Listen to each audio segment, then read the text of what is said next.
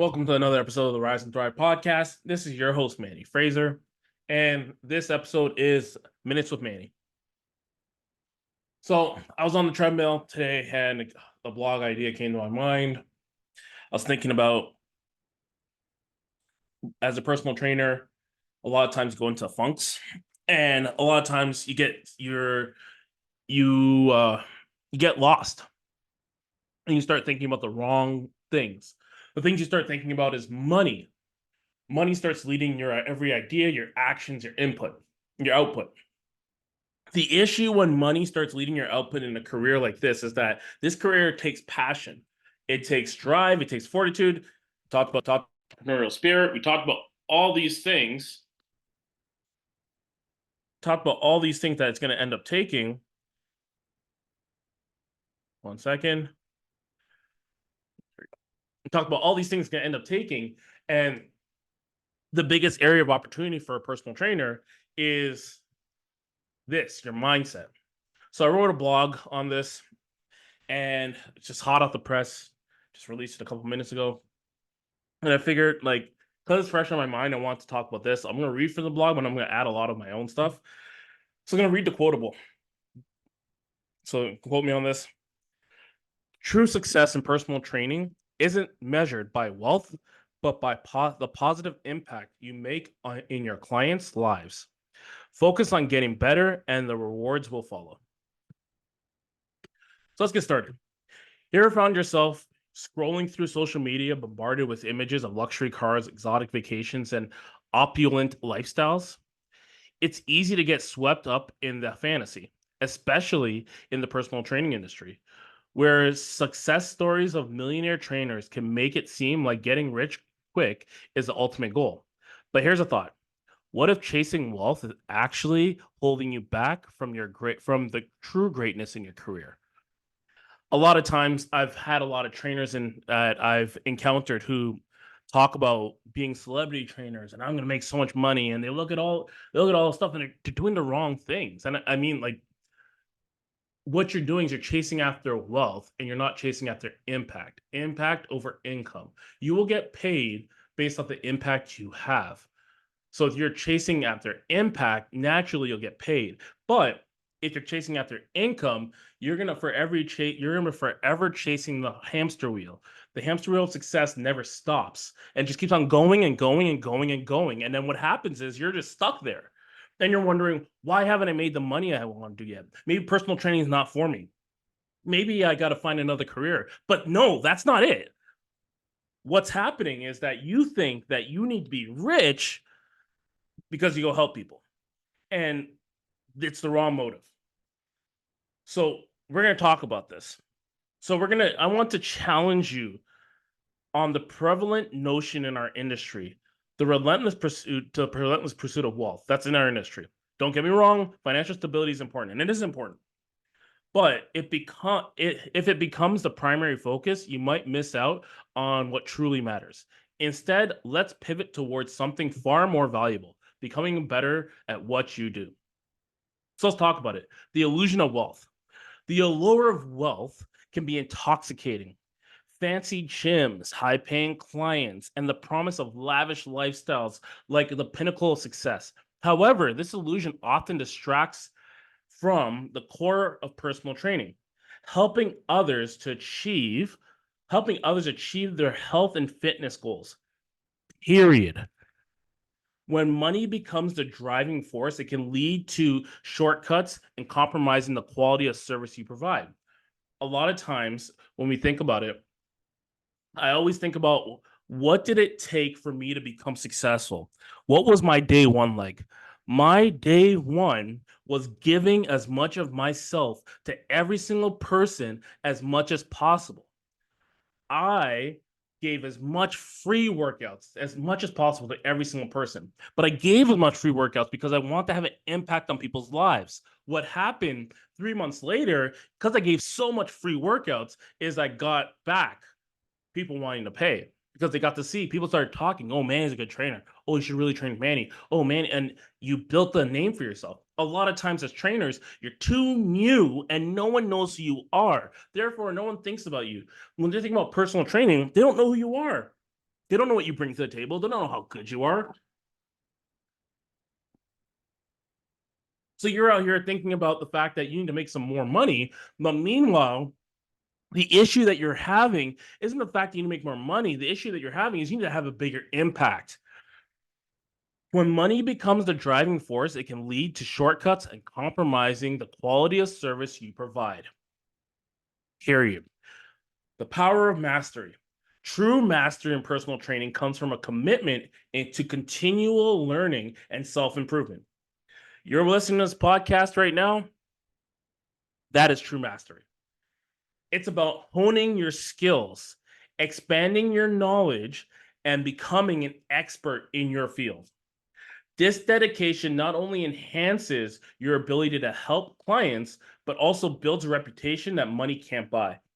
Nothing is greater than your name. In your name, that's all you have. So when it comes down to it, mastery in this has to be what you're chasing after. You need to be the person that everyone wants to be like. No, you need to be the person that you want to be like. You have to be the person, the trainer that you're like, man, I am this person. I am the epitome or the thought process. When I think about personal training, I think about me. You have to focus on that. Mastery in your craft. You can get better at this. Next, building genuine relationships. Clients are more than just sources of income. They are individuals with unique stories, goals, and challenges. By focusing on building genuine relationships, you create a loyal client base that values your expertise and dedication. These relationships often lead to word of mouth referrals, which are more powerful and sustainable than any marketing strategy. Just true. You don't need more marketing. You don't need to put more money on ads. You need to focus on like building your brand, building who you are, building genuine relationships with clients. Next, investing in your education. Investing in your education is one of the best ways to improve your skills and focus on attending workshops, obtain certifications, stay updated in the latest research in fitness and health. When was the last time you took a course? If it was more than a year ago, you're already out of the fitness industry. Like you're already out. When's the last time you attended a workshop, listened to a podcast?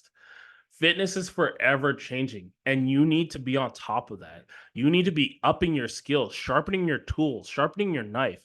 Become a student. Always be a student to the game, because if you're a student to the game will pay you well. So the ripple effect of excellence. When you focus on becoming a better trainer, the positive impact ripples through every aspect of your career. Your clients achieve better results, your reputation grows, and your business thrives. Excellence attracts success, and financial rewards naturally follow when you are exceptional at what you do. So here are some practical steps to focus on getting better. Step 1. Set skill-based goals. Instead of setting financial targets, set goals related to your skills and knowledge. Aim to learn something new every month or master a new technique every quarter. Number 2, seek feedback. Regularly ask for feedback from your clients and peers. Talk to your manager, talk to your boss, talk to the person that you might have got you into the game. Use this feedback constructively to improve on your services. No one's perfect. Mentorship. Find a mentor who embodies the qualities you aspire to. Learn from their experiences and apply those lessons to your practice. Are you coachable and teachable? I always look at this with mentorship. Are you coachable and teachable? Coachability, I should be able to tell you what to do without you getting pissed off at me. Teachable is how quickly I tell you what to do, how quickly you can apply it. That's it. If you want to be successful, you need to be in life, period. You need to be coachable and teachable. Every single thing that you do in life, you need to be coachable and teachable. Focus on mentorship. Find people that can help you in this game. If you're struggling right now, who are you talking to? Who are you getting to help you? right? Like you think that just by saying I'm struggling, oh my gosh, this sucks. Figure it out, right? I like this analogy because it helps put some real life aspect into our game.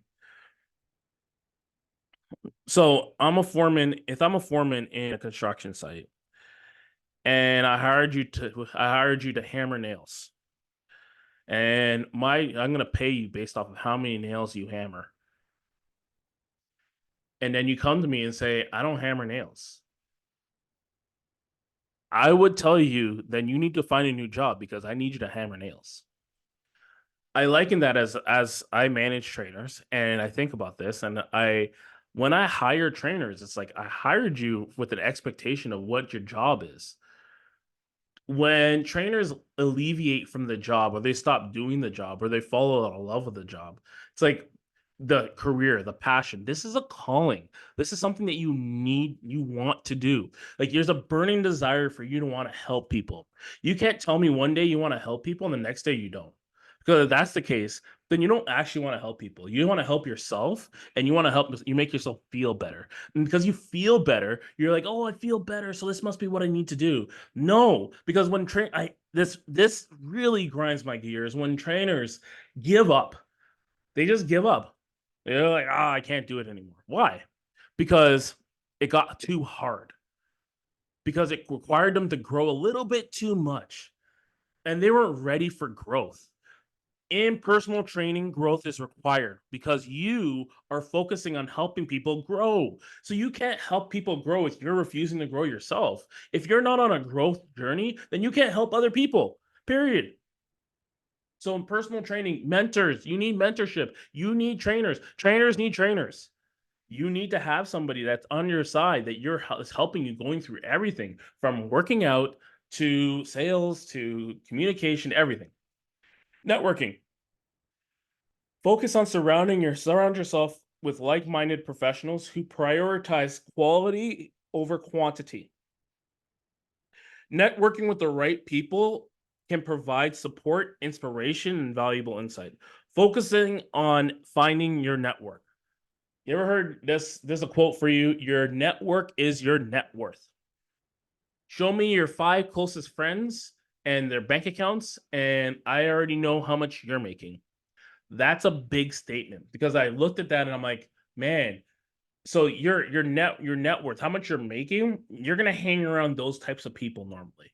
So if you're making $40,000 and you're not happy with it, look at your friends. If all your friends are making $40,000, look at their circumstances and then figure out how you can hang out with people with higher net worths so that you can improve your net worth. Your network is your net worth. Number 5, this is the last one. Reflect and adapt. Take time to reflect on your progress and adapt your methods as needed. Continuous movement improvement is key to staying relevant and effective. The true measure of success in personal training isn't measured by the number of zeros in your bank account, but by the positive impact you make in your clients' lives. Every milestone your client achieve, every transformation story, and every thank you note is a testament to your dedication and skill. As you continue your journey in personal training, remember the true wealth lies in the satisfaction of knowing you are making a difference. Focus on becoming better, and the financial rewards will follow naturally. So let's talk about this. I'm going to tell you a story, and then I'm going to wrap it up. This is my personal story. So I've talked about this many times, and I talk about this many times, and I think about like whenever I'm in a rut, and I always go back to my day one. What was I like? The type of hunger. When I got out of prison, let me explain this to you guys. I got out and I was in a shared house off Catherine Street in Ottawa. In the house, I looked. There was a balcony, and I looked out the balcony, And I would go outside often. I would look out in the balcony, and it was overlooking the the Greyhound station. So like the bus terminal. When I looked at that bus terminal, I saw freedom. And I saw the ability to travel wherever you wanted.